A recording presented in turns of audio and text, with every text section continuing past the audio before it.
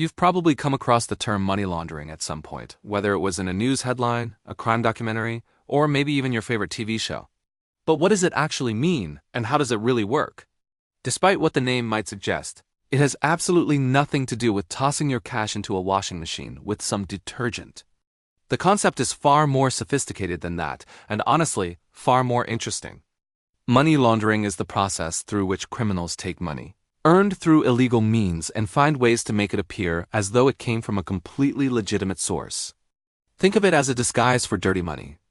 The whole goal is to take funds that would raise red flags if deposited or spent openly, and run them through a system that strips away any trace of their criminal origins. By the end of the process, the money looks clean, legal, and entirely above board.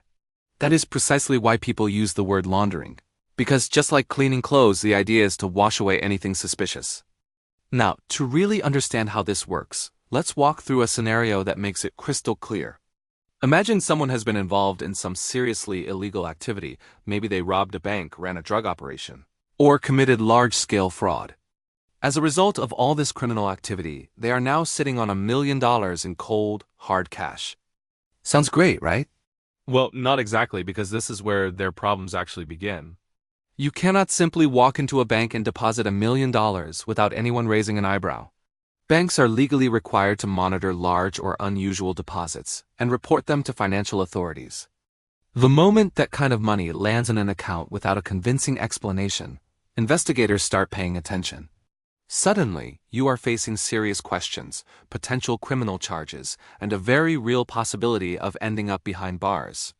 So the criminal has all this money but cannot spend it, invest it, or even store it safely without risking exposure. This is where the laundering scheme kicks in. The person needs a story, a convincing, believable explanation for where all that money came from. So they decide to claim it came from running a restaurant. On paper, a busy restaurant pulling in significant revenue every week is a perfectly reasonable explanation for having large amounts of cash flowing around. But here's the catch. They do not actually have a restaurant. And let us just say their culinary skills leave a lot to be desired. So what do? They go ahead and open one anyway. They find a location, sign a lease, hire staff, purchase equipment, and start serving actual food to actual customers. The restaurant becomes a real, functioning business. At least on the surface. It might not serve good food. It might barely attract any customers at all.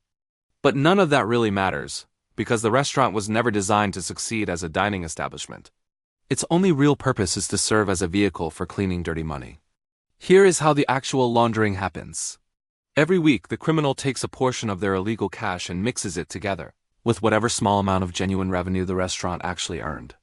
So if the restaurant legitimately brought in $10,000 from real customers and the criminal adds $20,000 of illegal money on top of that, they report to the bank and tax authorities that the restaurant earned $30,000 that week. From the outside, it looks completely normal. A restaurant made $30,000. Nothing suspicious there. The entire sum is now deposited into a legitimate bank account, and as far as anyone can tell, every dollar of it came from people ordering food and paying their bills. The dirty money has been successfully cleaned. Once that money is sitting in a bank account with a believable paper trail behind it, the criminal can use it however they like.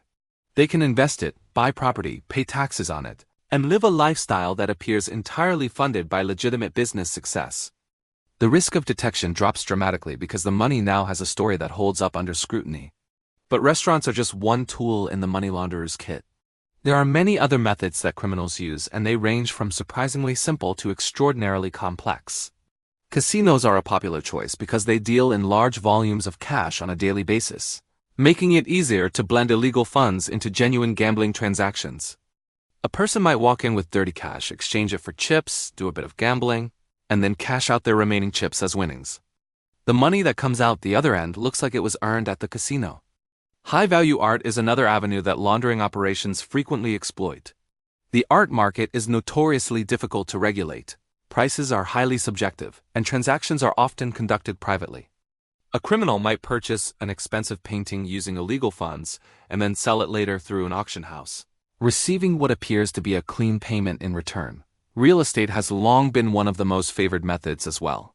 Purchasing properties, especially in cash, and then selling them allows criminals to convert illegal money into what looks like profits from property investment. In some cases, they will intentionally overpay for a property or make cosmetic improvements and resell it at a higher value, all to justify the money moving through the transaction. In more recent years, cryptocurrency has emerged as a new frontier for money laundering. Digital currencies can be transferred across borders quickly, and with certain techniques, the trail of transactions can be made extremely difficult to follow. While blockchain technology is actually quite transparent by design, sophisticated criminals have found ways to exploit it through methods like mixing services, which blend transactions from multiple sources together. Money laundering ultimately costs economies billions of dollars every year and funds some of the most dangerous criminal enterprises on the planet. Understanding how it works is the first step toward appreciating why financial regulations, banking oversight, and anti-corruption efforts matter so deeply to all of us.